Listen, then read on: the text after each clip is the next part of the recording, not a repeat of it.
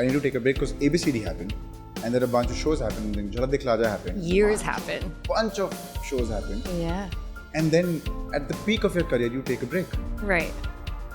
Seems crazy. That's crazy. I hope you get as much money as possible. I really hope you do. So then you can see that it just doesn't freaking matter. You came to India. What made you take this decision to come to India and work here? And in Hollywood, you can't act and dance. It's like me and Yubi Singh started becoming friends. So he's a big partier, was a big partier. So I was going everywhere, just trying my hardest to like network and make something happen. And it was 2012, but it was UTV Motion Pictures saying Remo D'Souza is a judge on India's version of So You Think You Can Dance called Dance India Dance. And I'm like, what? Prabhu Deva is like the Michael Jackson of India. And I was like, who says they're the Michael Jackson of India? I remember I reached out, my team had reached out to you for a couple of years back. Oh, really? And I didn't get a response. He's just making stuff up right now just to make me feel Open your phone right now. Is this you? Not following? That's me. Are Bad you? sign already. Can you click on message? Is that you? Bad sign already. Do you see messages? Have you been offered advances for a particular role or a particular act?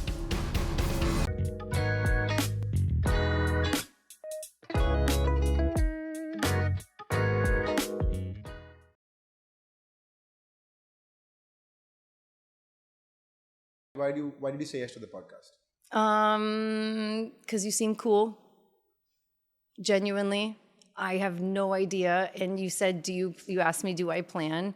And I don't plan. So it's spontaneous. And honestly, my whole life is like this whole thing of serendipity of like my team said like, please look him up. He's great. And I looked him up. I was like, Fab Energy. Do you want to go on this podcast? Yes, I do. Did I get prepped with the questions? No. So whatever's going to happen, happens. I don't have any questions. Huh. That's the beauty of it. Give me 5 minutes. I'll do your homework. No, but I want to understand from you. You came to India in 2006. No, I didn't. As far as the internet says so. No. I came to India in 2006. Yeah. Wrong. Professionally? No? Wrong. When did you come to India? 2012. I graduated high school in 2006 and I moved to Los Angeles in 2006. Your world is now. You should not trust the internet. It doesn't say that anywhere. It says, I'll give you references. I'll see it. That's for later. My point is, you came to India. What made you take this decision to come to India and work here? Why not the US? Why not UK? Why not any other country? Yeah, I was working in the US. I went on So You Think You Can Dance in the US. Yep. It was at a time where there was no Netflix, no OTT. Like everybody sat at 8 p.m. and watched the show. Yep. 22 million people an episode watched So You Think You Can Dance. And that was the best marketing that you could get. So when I got off the show, all the casting directors, all the choreographers, everyone knew who I was. They knew my capabilities, they knew my work ethic and who I was as a person. So it really helped me get in the door. And I started acing auditions. Like I danced for Mariah Carey, Britney Spears, Shakira, Rihanna, Enrique Iglesias. He's coming here, by the way. Just saw. I was on Glee, like the whole first season of Glee. I did Disaster Movie, Hannah Montana the movie. I gave Tom Cruise dance lessons. I gave Tobey Maguire dance lessons. So I was like doing great. And I was now shifting into acting. And in Hollywood, you can't act and dance because there's no Bollywood formula. There's no... Yeah, there's a few films and stuff where maybe you can dance and act, but it's not like here. Mm-hmm. So I was having to basically leave dance behind and go into acting. And I was doing great. I was starting with the guest star, the co-star, guest star, and started getting feature film roles. I was in an episode opposite Lawrence Fishburne, The Matrix. Like, yeah, just like being opposite him, just being like, what am I doing? Like, what is my life? Like learning on set. Because I trained as a dancer and now I was learning on the fly as an actor. So I was getting all these auditions and then I was somewhere feeling very sad inside that like my biggest passion, dance, I was really leaving behind and it wasn't feeling right. So then I had an audition for Step Up 4, if you remember the Step Up movies. Yes, of course. Yeah, and it was between a few of us girls for the lead. And it was the night that I found out I didn't book the role, but a good friend of mine did, that I thought my life was over. and was home in Arizona in my childhood room, just like on the floor, like in tears. And my manager being like, "You're okay. Like, it'll happen for you. Don't worry." But I so deeply saw acting, dancing put together. Like, this was it. And so then I wanted to wish my friend, but I felt very jealous at the time. Yeah. Very much like this should How have old been were you, me. if I may ask? Probably 20, 21, so a baby. Yeah. And I was really like wanting to wish her, but I was like, but it's not like a pure heart. Like I still somewhere feel like it should have been me. And I go, oh, someone had just taught me about the ego. And I was like, this is ego. I can let go of this. And so I'd never done this like work, this energy work before, didn't even know. It was 2012. No one was talking about this. There were no podcasts or anything about that.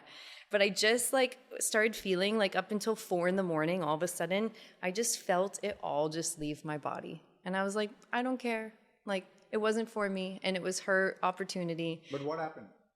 I just like a magician, just remember like the energy just moving through me and just allowing it time and space, and then poof, like And it this went. was like one night. Yeah. I worked hard for like 4 hours, like deeply crying, like really moving this around and just trying to allow it space to roll through me. And then it literally felt like poof, like it just went. And I text her, tweeted, MySpace her, like at that time. Yeah, at that time, yeah. You're a rock star, go kick ass. And I shit you not, it was at that moment that I did that work and I messaged her that I got an email alert. And it was 2012 at 4 a.m. So like now everything's global, like we're all connected. 2012, not so much. So I remember being like, who's emailing at 4 a.m? But it was UTV Motion Pictures saying Rainbow D'Souza is a judge on India's version of So You Think You Can Dance called Dance India Dance. And I'm like, what? Prabhu Deva is like the Michael Jackson of India. And I was like, who says they're the Michael Jackson of India? I know he doesn't, but it was said in that email. And then it says they're putting on India's first ever 3D dance film, like Step Up, and they want me as the lead. So if you could imagine, And this is out of nowhere. in the same night after all of that poof, and then I get that email. So it was like I was rising, like I could have been like the next Hollywood star, but somewhere in there I'm like, oh, this is for me. Like, yeah, it's moving to India. It's kind of it is starting over and taking a huge leap, and I am shit scared about it, but it's for me. Like, look at this moment and like, how did this happen? You know, one door closes, the next door like instantly open. But it like, I believe like, I don't know if it's God or source or what it is, but I know there's something. And it usually hits me on the head with something like really strong so I can see it. And then I have to go back and I have to do the work. So it was kind of one of those big moments of like, okay, I see you. That's what you're supposed to do, of like letting emotions and things go. And then my opportunity came in. So I woke my parents up at 4:30 in the morning. I was like, I'm going to India. And they're like, shut up, go back to bed. Like, what's wrong with you? And I did, I came. Appropriate reaction. Very much, yeah. But then you came back. Then you came to India. I came to India. Give me like, I was reading a couple of articles which said that you went back to the US because you wanted to take a break. You were not feeling it. And when you were working, you had the fame, you had the money, you had the stardom, but you were not happy internally. And that's a large part of everybody's lives, where whatever they do, if they're not satisfied with the kind of work that they do and they're not happy with the kind of work they do, despite having all the fame, all the stardom, all the money, it just doesn't feel right. But it takes a while for someone to really step back and introspect and be like, hey, this is not working out. Right. I'm going to take a step back. I'm going to give some time to myself, and I'm just going to be okay. Right. So what gave you the strength to sort of take a step back and realize that, hey, this is maybe not working out at this point. I need to take a break, because ABCD happened, and then a bunch of shows happened, and then Jhalak Dikhla Ja happened. Bunch of shows happened. Yeah. And then at the peak of your career, you take a break. Right. It seems crazy, doesn't it? That's crazy. Taking a step like that is crazy. Right? So in terms of how it's crazy that you're laughing about it right now. Yeah, it's amazing. But what really happened, because then we spend most of our time at work, Right. and you're enjoying your work. You're making money, you're enjoying the stardom, but you're not internally happy. What were you not happy about? It was a switch that like a light bulb type of thing where I realized I had so much opportunity. I had fame. I was constantly working, Like there was a couple years there where I didn't have a moment break. I couldn't go back to, I couldn't go back home for Christmas. Like I missed my nephew's births. Like I started seeing my parents in FaceTime calls, and I'm like, I don't fully recognize them anymore. Like everyone's growing up, and I'm just not there. So I know a lot of people here can understand when I put it in that perspective, because most everyone lives with their families. Yeah. And then if you say, could you actually go, even when Yeah, people go to fair. their university and you have to do your own washing, you have to do your own cooking, like, see, I see it in your face. Could you do it? No. He's laughing too. See. But here's the thing. Like what I was saying about my life and my journey in the US and how much I had built. If you're from the US, you think me going to India is crazy. Your word, not mine. Now it's my word. You think going to India is crazy. Yeah, you did. If you're from India and saw everything that happened here, you think me going back to the US is crazy. Yeah. You know what I mean? Yeah.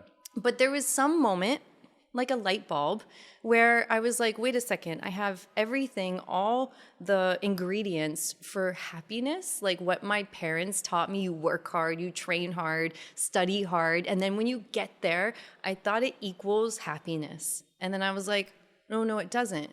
And I'm like, wait a second. Like what I said in the very beginning of how I started working at like 13 years old, like I started falling in love with dance and training like an athlete since I was 7. So like it had been a couple decades now that I hadn't stopped. And I was just like, wait a second, I don't know who I am. I don't know who I am without the money, without the fame, without the projects, without the accolades, without the awards, without all of it. Like, I don't know who I am. And I was like, okay, wait a second. I do believe in reincarnation, but as of right now, this is my one life. And I want to know who I am. I want to know my family. I want to make sure that I don't get to the end of my life and I'm like, I missed it. Like, I don't know them, So it was a very easy decision for me because 1, I made it in Hollywood. 2, I've made it here. What's the common denominator? It's me. It's my talent, my determination, probably even above talent. Yeah. And I can do it again. And somewhere like comedians will always say, like, if you're just constantly working and constantly on the road, where's your new material? Yeah. So they go and take some time off. So then they have life experiences and then it goes through the material. So I wanted to train as an actor. And like I said, I just was opposite Lawrence Fishburne years ago. And I'm like, I don't have that training. So I know that adds so much onto you and your body of work. So it was supposed to be like a year and a half, and then COVID hit. So it was going to be a nice little break for me to add on to myself, for me to understand who I am, let go of things, so then you can add on characters and not have your ailments in there. But you mentioned about it saying that, like, one of the reasons you mentioned was there were cultural barriers and there were language barriers. Yeah, This is not the same story that you're talking about. No, it's all mixed. It's not black and white. It's not one thing to the next and stuff. But it's also like when you're going through something, maybe you can relate to this. When you're going through something, there's all these things that's going on in your head. And then when you get past it, maybe you have a different like perspective of what's going on, or like you let things go. So like there's a version of me a couple years ago that I'm like, I don't even fully connect with what was happening at the moment. I can just see the overall perspective of like, that's why that was happening. But yeah, I would have the most incredible, amazing experiences of my entire life in India. And then I'd go home to nobody, and I wanted love. I wanted this happily ever after. I looked and looked and looked. And on all my travels around the world, I was secretly looking everywhere. Like, I'm like, I really want to find that and stuff. And then, the language barrier has always hurt me because, look, I haven't stopped yapping this whole time. I love talking. One of my favorite things was like growing up, I would go to an airport and just go sit at like the bar in the airport and just talk to the bartender. Really? Yeah, because you get like great, cool conversations, Yeah. and then I would come here and I would try to go do that, and all my friends would pull me back. They're like, "You can't do that here." Or I'd be in a club and I'd try to go dance with someone, and they're like, "You're gonna start fights. You're gonna start a war." And I'm like, "What do you mean? Like, I can't just go connect?" You have a podcaster in you. Huh? You have a podcaster in you. You could become a podcaster. Oh, I as know. well. I know. You have. Because I don't shut up. No, you like conversation. I love conversations. Yeah, but go on to the story. So you said it's not like so black and white. So you mentioned that it's not that okay, it's not just the language barrier, it's not just the cultural barrier, it's a mix of a lot of things. Right. Uh, didn't you know that there could be a language barrier when you were moving to India? Yeah, I mean, there was a huge culture barrier. Like when I did ABCD1 and then I went home for like when they were editing the film, I actually never thought I'd come back. Like it just was so far different from where I grew up that I like was like, oh wow, like cultural shock. And we were shooting in the slums as well, so it was even more of a shock. And then within that 6-7 months, whatever it was that they were editing, everything was coming up India. Like an Indian family moved in next door, and I felt really close with them. I started craving Indian food and like showing it off to my friends, being like, "Oh, you should try this, this, and this." Oprah went to India. Like it was just like da da da. Yeah. That I was like, oh. And then some of my castmates, like we were really close, and so we'd FaceTime. And my favorite thing about India are the people. Like, and I say it all the time, like everyone is bhai. Like everyone's brother. Like everyone is connected. You go, I live in London right now, and you're in a park, just you and one person walking by, and I'm like, "Hi, good morning." And they just look right past me. And I'm like, am I here? Like, am I on this planet? Am I in this plane? Like, what's happening? But do they not acknowledge? No. Not at all? No. It's devastating to me. Here they do? Yeah, everywhere. Everyone's so How? kind. Can you just put up a visual in front of me right now? Just the smiling. Say you're walking on the streets. I'll put a visual, zoom into his face. Look at this smiling, look at this cute smiling face. Look how connected, I'm looking at the wrong camera. Look how connected he is. Look how sweet. And like, you want to connect. And that's everybody here. And it's not like that abroad. US, everyone's trying to get to work, doing their own thing. London, you're not even alive. Like, you're not even here. So like, yeah, so okay. I started connecting with I started just getting pulled back more and more. And then I saw the trailer drop of ABCD1, and I was like, holy shit, that's a hit film. And they were doing promotions, but no one was taking my name. Like it was a non-star cast, so they weren't promoting me. Mm-hmm. And I was like, wait, there's a huge opportunity. I'm the lead of a huge film, and this whole opportunity is going to pass me by. And they weren't wanting to bring me back. And I was like, nah. Okay. I booked my own flight. I emailed the production. I emailed the director. I emailed PR, everybody. I was like, hey, guys, I actually just booked a flight. Instantly got a return email that's like, come, we'll put you right into the mix. So I got here with like 30 days before the film release to like make my name. And afterwards, like, I mean, I saw everyone in the theater, like just dancing in the theater and like seeing the billboards and the music CD. Yeah. I don't even know if we have CDs anymore. There are no CDs anymore. Yeah, that's sad. That is so sad. I was on the face of it. Childhood, like, yeah, just put CDs I know. Burn a CD. Jeez, listen to us. But like, I had my photos in like the CD case and stuff.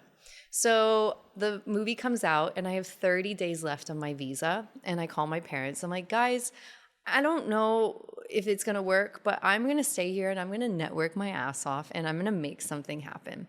And so I spent 30 days like trying as hard as I could, made some good friends, like me and UV Singh started becoming friends. So he's a big partier, was a big partier. So I was going everywhere, just trying my hardest to like network and make something happen. Yeah. And all the while I was going to the visa agency, begging them to extend my visa because I was on the wrong visa. And so they're like, no, you have to go home in like 10 days. What do you mean you were on the wrong visa? I was on business visa, and I needed a different type of visa. Like the film put me on a certain visa, and they're like, no, it's expiring at the end of the month, and you need to go home and get the proper visa to come back. Right. But my career, like I told you, was booming. So why would I go and do the whole process to come back? Like it was basically like, it's going to happen now or never type of thing. Yeah. And I'm begging them, like I'm going in like so filmy and just so dramatic, like being like, guys, I will get that contract. I will, just like begging them. And they're like, oh, this girl. So they go, we will send your documents up to the Delhi High Court and we'll see. Yeah. No promises.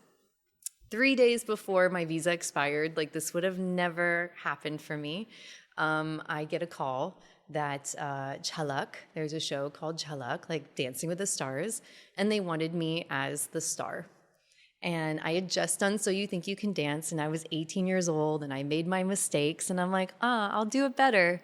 Yeah, and I'm the star now, so you have to like promote me. So I went back to the visa agency and I was like, here's my contract. They were like, no, they accepted your thing, so you can stay. And now I'm like, no, I need to go back to the US. I need to sell all my stuff and I need to move here. And they were pissed. I was like, but I got the contract. I have work to stay I have work. Yeah, and then I got a call. Didn't let you stay back, or no, I did. They were just furious with me and stuff, and I went back and I got a new visa and I came out. And then Jhalak had called me and they're like, listen, like we don't want to lose like our best dance talent so quickly. Like no one really knows you. Like it was just 30 days that I was here. And they're like, will you be the choreographer instead? And I was like, you're offering me, because I was the lead in a film, you're offering me the star role. And now you're going to try to take it away, make me a choreographer? Are you mad? I said, no, you promote me. You do what you got to do. Like, that's on you. So that almost didn't work out, but yeah. But, I mean, this entire journey sort of sounds crazy to me because it's sort of, when you have a stable career in front of you, you would not want to do something that sort of, I mean, I wouldn't say ruin, but for the lack of a better word, ruins it or takes a break or maybe puts other people on the front line and puts you on the back seat, right? Were you never afraid that other people would take your space and you would be replaced by people? Those thoughts were never there? No, because the initial moment of me getting the Bollywood opportunity, like how I felt it inside, like there's no handbook on life, you know? And I think somewhere along the way, I've really stayed connected to who I am, despite the incredible opportunities, the pedestals I've been on and all the work and stuff. Like, I like to say it hasn't gone to my head, that I'm still really connected to my heart. So it became a moment where I'm like, yeah, my head is saying this may be crazy, but my heart is really telling me I should be doing something. Yeah. And so I go with that. So if other people have come up or I've taken a back seat for a second, like it doesn't matter, because my choices are my choices and I now have the most fabulous life. Like I found the greatest love of all, and that's like the top thing that I wanted. Like I wanted the best partner and hopefully the best father of my family. And yeah, it took a while to get there. And I was supposed to come back in a couple years, and then the pandemic hit. So it just is what it is and stuff. But, you know, I'm just true to myself. And I think now when I listen to people talk, you know, people on podcasts, when they say that they've had these big awakenings, that even Trevor Noah, you know Trevor Noah, The Daily Show, just last night watched his thing on his podcast with Diary of a CEO. Same thing. He was on The Daily Show for 8 years, and then he's like, it's done. Like, I'm supposed to take a step back. And this guy said the same thing. He was like, what are you talking about? Like, but it was booming and you were getting millions and millions of hits. And he's like, yeah, but when you realize, if you're lucky, what I say, if you're lucky to have that snap realization of like, is this life supposed to just be work? Like, what do you want at the end of the day? Are people going to remember you, your deathbed, for the work that you did, for the size 0, size 2 body? Like, you know, no, I like to eat what I want. Like, I like to be happy. I like to be with my family and my friends and do good work. So it's just to each their own. Like, some people have these very linear steps, but I'm connected to so many different sides of the world. So it's But my Lauren, journey. tell me something. This sounds really great on paper, Huh. but when you really go on doing it, it sort of is very difficult. I'm sure it is. You mentioned it was very easy for you to take that step.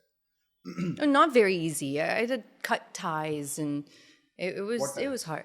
Yeah, I mean, I had a full life, full career. I had people that were depending on me. I had my agency, like everything and stuff. So, and everyone really respected it. They're like, fine, if this is what you want to do, it's what you want to do. But Lauren, tell me something. There's a creative process to everything. Okay. As a dancer, as a creator, as an actor, as a podcaster, as whatever. If you're in a creative profession, there's a process that you sort of have for yourself as an artist. Okay. You mentioned Trevor Trevor did this Noah. for 8 years, millions and millions of hits, but then he was like, I want to take a step back. You did the same thing, where you were like, you'd made it in Hollywood, came to India, did some really insane good stuff in India, and then you took a step back. What is it with creative people that they want to take a step back, even though they've worked their asses off and gotten all the accolades that they've wanted, and they've again taken a step back? Like you reach, like do the math for me. You work a certain level, you get what you want, and then you feel, oh, I've gotten what I want. Now I want to restart. Why? Why do you want to restart? Have you ever seen Jim Carrey speak? Yeah. In like his past couple years? I've really connected with him as well, because he had that realization, and you hear people all the time say, I hope you get as much money as possible. I really hope you do. So then you can see that it just doesn't freaking matter. It just doesn't. And I think somewhere along the way, I feel really lucky that I got to a point and I had like, it was never going to be enough. I'm sure everybody listening can understand that and feeling it. You were just climbing and climbing and climbing and climbing. And when's it going to be enough? So it's like I had this ego death, and then I rid my. That's a very mature realization, I'm sure. Oh, it was amazing. Like, it was so fun that after my acting school, that basically opened me up. And then I needed everything to drop out. And during COVID, I moved back to Los Angeles, and I had this like huge awakening where I got to shed myself from what society told me to be, what my parents told me to be, what I somewhere along the way thought I was and stuff. Did you do something to get this, like to shed off all these opinions? Because Yeah. I say this because I'm born and raised in India, and you've been here for a while. Yeah. You must have noticed that a large part of the population in India focuses and pays attention to what other people think of them. Yes. Which is a bigger problem in India. Yeah. And I don't like Everywhere. that because Yeah. could be everywhere. I mean, I can speak for the country that I'm raised in. And it's a bigger problem. They say, "Char log kya kahenge," which means what will four people say? Right. Outside of your network Yeah. or whatever. If they see you creating content, what will four people say? Right. If they see you dancing, what will four people say? Right. So it's a problem. It's a pertinent problem that's been in India for a while now. And I really want to understand, did you do something to sort of let go of this? Because this is a huge guard that you're letting go of. Yeah. Oh, massive. You mentioned ego death, which it is a great statement to make. Yeah. So I want to understand from you, was there like a guru that you followed? Was it meditation that you followed? Was there spirituality that helped you? What helped you? Because it can't happen like this, I'm sure. No. It happened quicker for me than most. Like, I shut myself off from the world for like 10 months. How? What do you mean how? You just don't go online. You just 10 months. 10 months. Describe that phase. Oh, it was amazing. I would come in every now and then. I would look online and people were like, where are you? Like, I've had the best fans since So You Think You Can Dance, like for so long and stuff. So people have followed so much of my journey and they're like, where are you? You haven't done any work. And I'm like, no, that doesn't make sense, because right now the work I'm doing on myself is the most important work of my whole life and the most like fulfilling. So you asked, is it this? Is it this? Is it this? I did all of the above. Yeah. Like, I was listening to podcasts. I was having some deep chats with people, literally like trusting in people to help me go, oh, like when they told me something, I go, no, because I had this preconceived idea of something. And then I go, okay, Lauren, let go. just trust that this person is telling you something that you need to know that doesn't fit in with your idea of reality right now. Just wait. Just sit on it for a second. And then I would just sit and I'm like, okay, I'm not going to say no and push back to it. I'm just going to sit and I'm going to let it be there. And so like a day, 2, 3, 4, whatever it was, I'd maybe be doing the dishes and all of a sudden I went, I get what they were saying. So like it was all of a sudden a formula where I'm like, oh, cool, I can let go. When you look at your parents, I'm sure everyone has these moments with the older generations when you try to tell them and you're their kids, so they want to listen to you, but you're like, oh, like, I know that you can make this change, but people are so stubborn to make that change. And I'm like, oh, like I found the formula to like let it be, let it sit, and to change and to evolve into the type of person that I really wanted to be, instead of just being like, I need to make it to the top, I need to do this, and then my outfit, my hair, and then this. So then it got to a point where I was like, oh, I can go back into the world, a better version of me. And now I need to do things that give things to other people. Like I found what I'd been looking for was gratitude. Like in all the studies and all the podcasts and everything, I was like, great, you're taking in all this knowledge, but like, I need the 1, 2, 3. What are the steps? And at the end of the day, they said gratitude. And I was like, ooh, okay.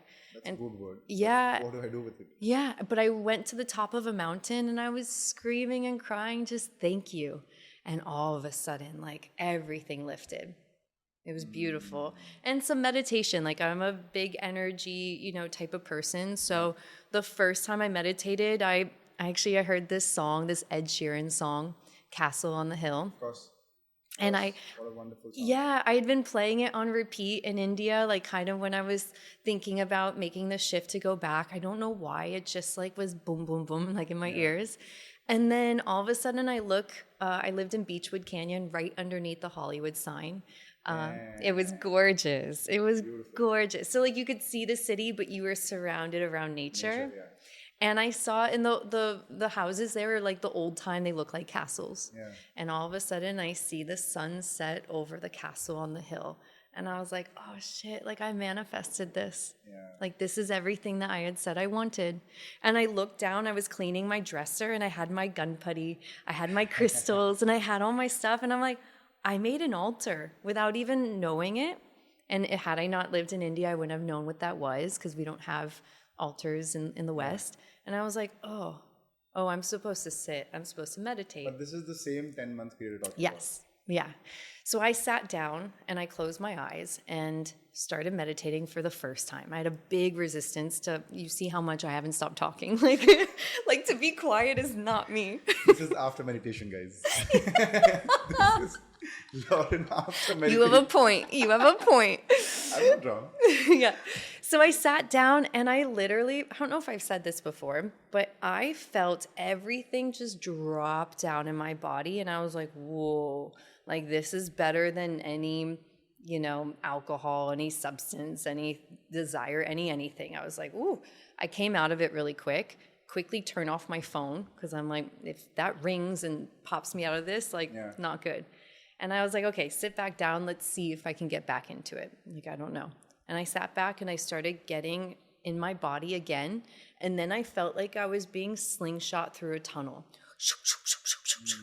Like this black tunnel. And all this black was just being like thrown out to the side of me, like more and more. And it's like the white was being seen more and more.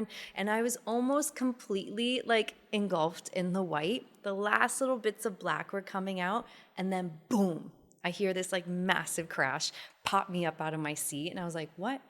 And I look over and directly to the side of me where I felt that energy going, I had a clothes rack. And I was being lazy that day, so I had one hanger and hung all my different like outfits on the one hanger, and it had fell down to the ground. But in that moment, I looked over and I was like, "Oh no, I did that." Like that energy that was coming out, and that's where I said earlier that God, source, whatever tries to hit me over the head to show me that big thing, and then I have to go back and I have to do the work and stuff. So it showed me that, oh, that's what you're going for. Like that's it right there. And then I had that experience, had never heard of anything like this, like a rebirth, like, that tunnel thing. And then all of a sudden I start hearing it in podcasts from like big healers and big people. And I'm like, that's what I did. Like, that's it. So like, this is where I'm like, yeah, there's a part of the world and a society that's going to be like, but your work and you didn't get to work. And then there's a part of society that is working on themselves. And I'm like, I'm so grateful I've been able to do both. Yeah. And I've took those choices to be That's able to have a fruitful life. Can you do that again? What a fruitful life. I need to make a shirt with that. I'm going to have a fruitful life. That's ridiculous. Once more, go for it. Again, once more, for fruitful. Honestly, I'm getting the Instagram handle tonight. He just thinks business. Yeah. Anyway, but that's an incredible story. I think, and these sort of realizations sort of happen at times where you least expect it to. Yeah. So you're doing the dishes and you're like, oh yeah, and I think that's what vanity does to you, because you're just doing the dishes, which is probably the most boring task right in the day. But then that gives you so much clarity because you're thinking about other things in life. Yeah. You have a dishwasher, you have a scrubber. You don't look at the plates and the bubbles. It's kind of a meditation. Yeah. I'm not romanticizing dishwashing. That would be weird. But that would be weird. Yeah, very weird. I don't want to do that. Yeah. Stop making me visualize. Sorry. But It's all you. But my point is, you think of the more important things when you're doing the most boring things. You agree? You can, if you're open. I think we distract ourselves a lot. And I still, to tell me to sit down and to shut my brain off and shut my mouth off, it's a lot. Didn't the loneliness get to you? No. There was the thing that got to me, because I wasn't lonely at all. Like, I was meeting my friends, and COVID was when it was lonely, but it was lonely for everyone. It wasn't like I was just sitting in a house and stuff. Like, I just wasn't online, because there were certain things that were coming up for me that I always just kept putting something up and I wanted the noise, I wanted the likes, I wanted the this. And then I got to a point where I'm like, ugh, like, I don't want to live for the likes. Who am I without the likes? Who am I without this? And I've just I got to a point, I started going so far in, I'm like, well, here we go again. Here's another thing I'm just going to let go of. At one point I stopped listening to the news, because we are just so attached to breaking news, and fear. And I'm like, oh, I don't want any of that. At one point, I didn't want the male gaze. I didn't want anyone to look at me and tell me even you look great today. I'm like, nope. I don't want to hear it. Why? It was just some of those things. I was just ego death. You did that today as well. Today? Yeah, when I commented. No, I didn't. You're such a liar. He's such a liar, this guy. Didn't you do that today? What are you talking about? Oh, no, all I came in and I said, I thought your chairs were yellow. I picked the pink shoes for the yellow. That was it. Am I lying? See? He's going to say no. Yeah, he works for me now. Anyway. He's turning around. He doesn't know what to do.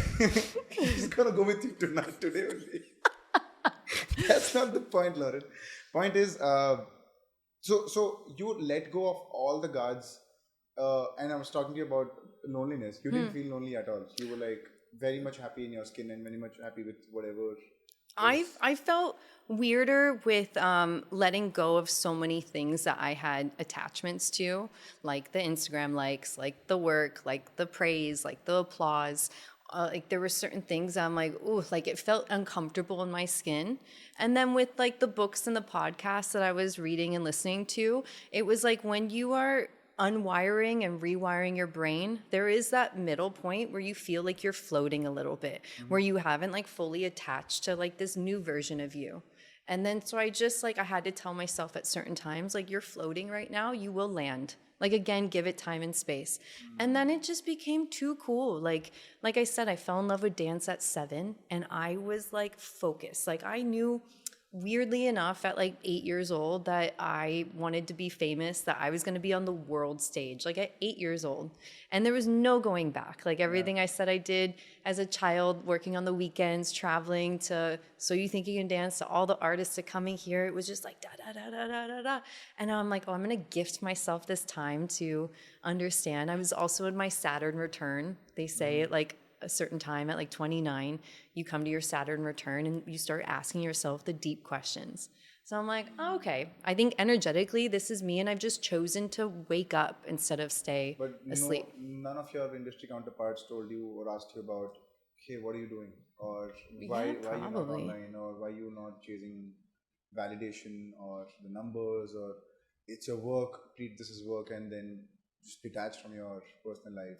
I mean, it wasn't too long. Like I did my acting school, and then I went and I had, I think, like the 8, 9, 10 months of the like kind of like isolation period, and then COVID hit. So everyone seemed to collectively around the world have that isolation period, and a lot of people started asking themselves, because a lot of people around the world stopped for the first Yeah. time ever.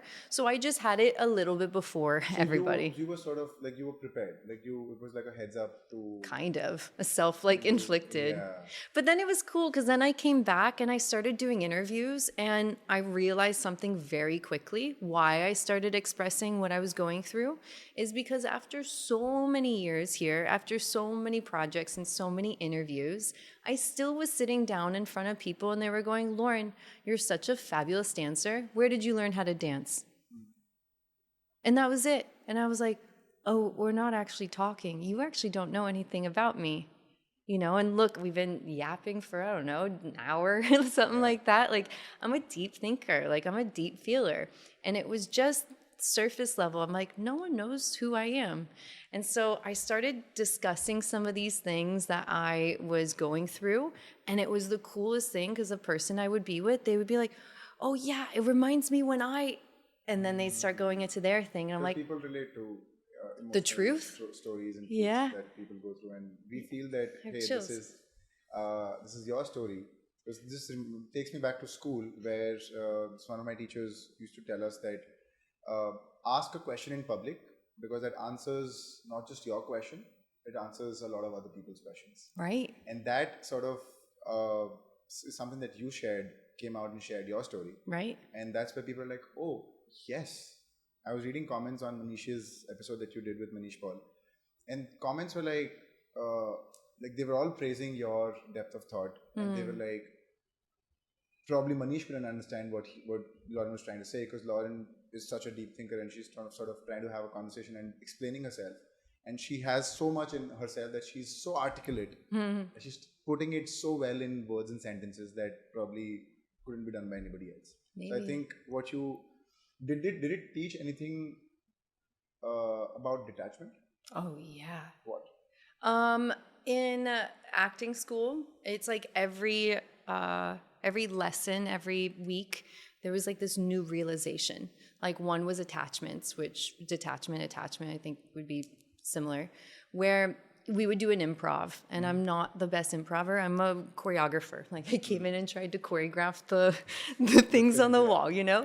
And so I was like, okay, I don't want to fail. I don't know how to fail. So I'm going to come in and I'm going to plant certain ideas and certain things. So if the improv isn't going in the right way, I know that I can lean on this and I can lean on that.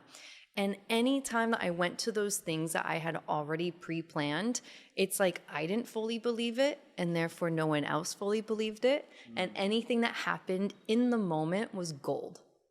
Like absolute gold. Like I don't fully remember, but I had gloves on at one moment and I tried to open my phone and it wasn't working, and it's just like the moment was so brilliant, and I started laughing and everyone started laughing, and I'm like, there's a lesson on attachment. Like I'm attached to it being this perfect thing and having it set. So there were so many things like that. Like it was the coolest experience. But you're not. Do you get emotionally attached to things or people? People and things, yes. Like the first thing that comes to my brain is If I'm here, like nothing else in the world matters.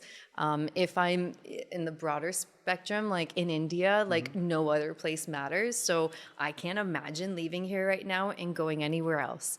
But then let's be real, like 2 weeks ago, I was snuggled up with my husband and I was like, I can't imagine leaving you and being anywhere else. So it's just like same thing with my family. And that was like a thing back in the day that like I would only be able to go back home between contracts and like see them for like a week before I got called back for something. And so like I cried for the entire 24-hour flight back to India. And the second I landed here, I was like, okay, I'm here. And like that doesn't. So you switch like this. I think you learn to. And those were some of the things that I wanted to break. Like if you were having a bad day, I'm an emotional person. So if I'm having a bad day, but you're in front of the camera, you have to stuff it down. But that doesn't like help. Like you can't stuff it down and stuff it away. Like it's going to explode. Like as a creative process, you're having a bad day personally. It will show up on camera. Oh no. Wouldn't it? Not back in the day. Like I'd stuff that down. Where I'm like, okay, you were an actor way before you were an actor. Yes. But then acting school, actually, I would say the opposite. Like acting school, they allow you that space, like let it come out. Okay. So I actually trained to let it come out. Like that first day, my teacher goes, oh, honey, like you're locked. Like you are just locked. Like you've lived on your own in Los Angeles. You've lived on your own in India. And it's kind of one of those things, if I'm going to go travel by myself, like no one's going to mess with me. Like I almost become the feminine and the masculine at the same time. So like I had this fighter aspect and I was locked. So that's why it felt like little by little I needed to open things up. And then I'm like, oh, I feel so open. Well, now I need it to drop out and I need to build it up. And that's what that work did for those couple years. So again, no handbook on life. I'm going through this being like, I guess this is the next year. I guess this is what I'm doing. No, I sense great energy in the room. I don't know what is it that you're talking about, because there are a lot of things that you said which I could personally relate to. Yeah. And I was like, this is crazy, because then I know for a fact that there are a lot of stories out there that people relate to and people resonate with, and you don't really think about these things in your daily life. Right. Whatever. But when you really hear stories and people what they have gone through, what they've been through, and what really have they lived through, like this is a lived experience you're sharing, right? Right. This is not a book or a story that you're sharing. This is a lived experience you're sharing, and that sort of relates to a lot more people. So, do you fear irrelevance? Do you fear that tomorrow you're going to get irrelevant and what am I going to do with my life? As an actor, as a dancer, as a creative professional, do you fear relevance?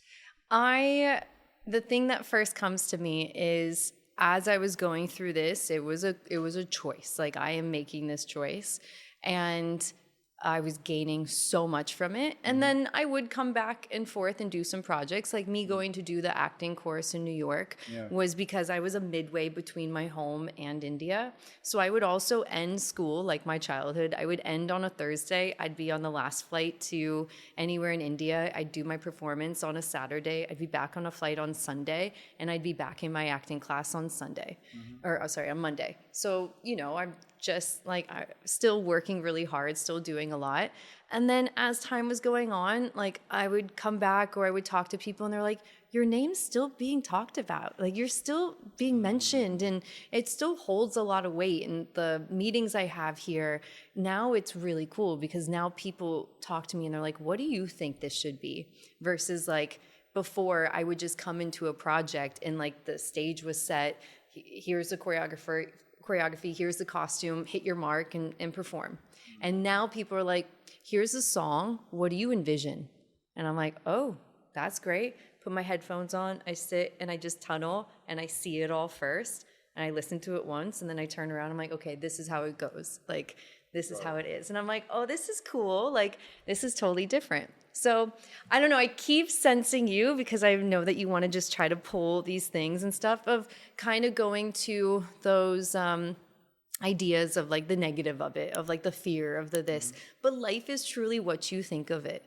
So I have the most amazing life from a kid who fell in love with dance at 7 years old, that walked off stage that very first time going, Mom, like, this is what I'm going to do for the rest of my life. And I want to be world famous. And I did it in Hollywood, and I did it in Bollywood. And then I had this amazing experience and this time to really get to know who I am and rid some things that I don't want to bring into my children, you know, and find the love of my life and also continue to do great work.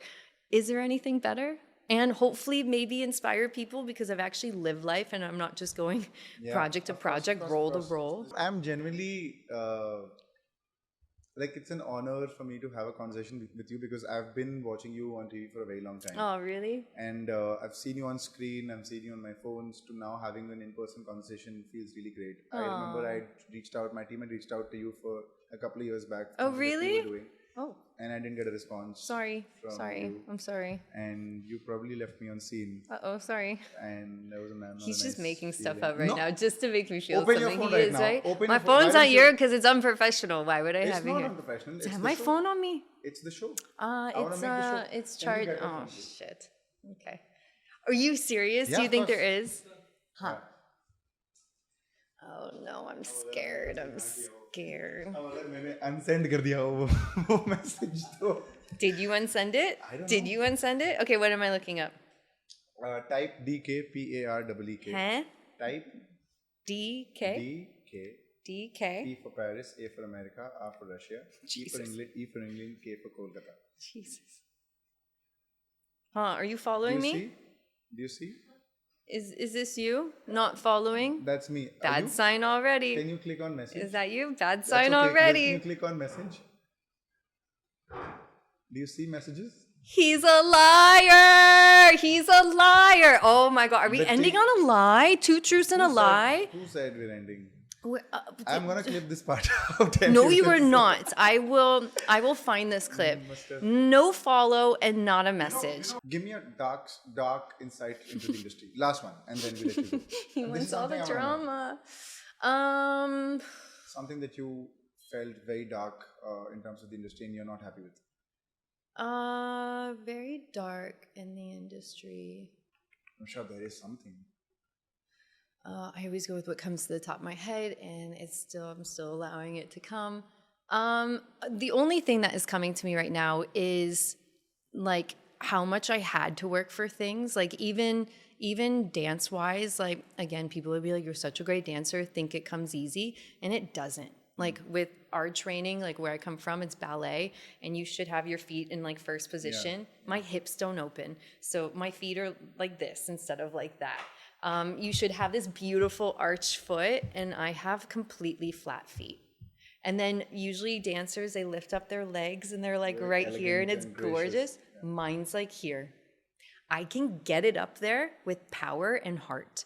And that is kind of like encapsulates my entire dance life, that it's not raw natural talent. Like I have to work and I have to train hard. So with that, with the songs, with the lyrics, like with my films, with the dialogues, with, I didn't just do Hindi films, but I did a film with Diljit in Punjabi. Yeah. And that director was like, I see how hard you're working, Lauren. We are not doing cut. Like we're doing one long take. Because we're going to show the audience that you actually got this. And me, opposite Diljit Dosanjh, the fastest speaking person on this planet. And I'm just like hyperventilating. I'm like, don't let it go. Like, and I held that long, it's a long take. Yeah. And I'm going to say it. I kicked ass in it. Like, yay. And I worked really hard. So yeah. I think there were times when I would be very specific. I'm very specific on what I need to do a project, where I'm like, okay, if you're giving me a script and I'm doing all this homework and all this work on it, I'm not just turning up on set and just letting it rip or improving. Like I can't do that. Yeah. So we have to lock the script. And I think a lot of me being bogged down was they didn't always abide by that, or another actors on set, and they want to change something. And so you're changing the Hindi, you're changing the song, you're changing the dialogues. And you have to be okay with it. I mean, I would, as much as I said I can't do that and you have to lock, you have to adjust. So then I'd be sitting there freaking out and I'm like, film is forever. Like, film is forever. There's no, it's just out there. And I don't want to look dumb on screen. So it was a lot of that, where I'm like, I say I need certain things or I need X amount of days. And then they take their time. And then I just get 2 days to put together a 7-minute long routine where I look at it and I'm like, great, now I'm not going to sleep for 2 whole days because I know what it takes to master that. And you've given me less time. Hours, is what you're saying. Well, yeah. I have to because I feel I would want your word out. Have you been offered advances for a particular role or a particular act? Advances as in money or? Not money. No. Never. Okay. Never. Thankfully so, because you've heard the horror stories, especially since Me Too and everything, that it can happen and has happened a ton. Luckily, what I was just saying is people needed me. I had the training, I had the knowledge, I had the dance talent and the credibility to back all of it. So I was way more in a zone where people were like, what do you want, Lauren? Here you go and stuff. Thankfully so, because that would not fly with me. Never in a day. And that is where you're very strong in terms of your ethics, that this is very strong. A strong no head on. Yeah, I'd kick you right in the balls really quick. Thank you so much for watching. This has been a lovely audience. This has been a lovely episode. Lauren, thank you so much for taking our time and doing this. This was absolutely fantastic. I hope you enjoyed the show. I did. One question for you. Go on. Are you going to follow me? Are you going to follow me? Oh, no, I asked you, are you going to send me a message or are you just going to lie to me forever and ever? Thank you so much for watching. This has been a fun episode. अरे यार, what are you अरे saying? यार एक बार हिंदी में 1 minute के लिए बात करो। नहीं। 1 मिनट के लिए आप हिंदी में बात करो। It's so bad. आप बहुत अच्छा बात करते हो हिंदी में। I haven't spoken in a really long time. That कोशिश करो ना आज let it be the first time. You had such a nice ending there. It ended on a high. You're trying to turn it around on me. He's trying to get a gotcha from me. 100 episode हो गए। You're so late. बताओ finally बताओ।